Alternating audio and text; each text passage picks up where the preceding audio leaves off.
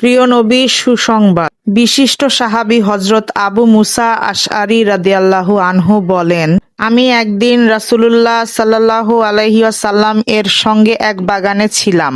এমন সময়ে এক লোক এলো বাগানের সামনে, এসে বাগানের দরজায় আওয়াজ করলো, বলল, দরজা খুলে দাও। আল্লাহর রাসূল বললেন, যাও, তার জন্য বাগানের দরজা খুলে দাও এবং তাকে জান্নাতের সুসংবাদ দাও।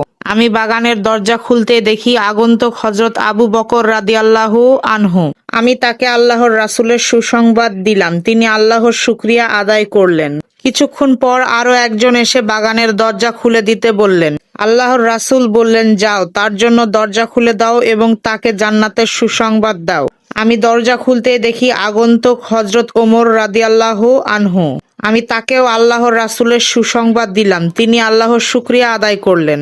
এর কিছুক্ষণ পর আরেকজন এসে দরজা খুলে দিতে বললেন। আল্লাহর রাসূল এবারও দরজা খুলে দিয়ে তাকে জান্নাতের সুসংবাদ দিতে বললেন। তিনি আরো বললেন, তাকে এ কথাও বলে দাও, তার উপর আসবে দুনিয়ার কঠিন বিপদ। এবার আমি দরজা খুলতেই হযরত ওসমান রাদিয়াল্লাহু আনহুকে দেখলাম। আল্লাহর রাসূলের দেওয়া সুসংবাদ তাকে দিলাম। তিনি আল্লাহর শুকরিয়া আদায় করে বললেন, আল্লাহ আমার সাহায্যকারী। তথ্যসূত্র বুখারী শরীফ। আবু মুসা আশআরী রাদিয়াল্লাহু আনহু থেকে বর্ণিত। দেখলে তো বন্ধুরা, 10 জন সাহাবী দুনিয়াতে জান্নাতি হিসেবে সার্টিফিকেট পেয়েছিলেন।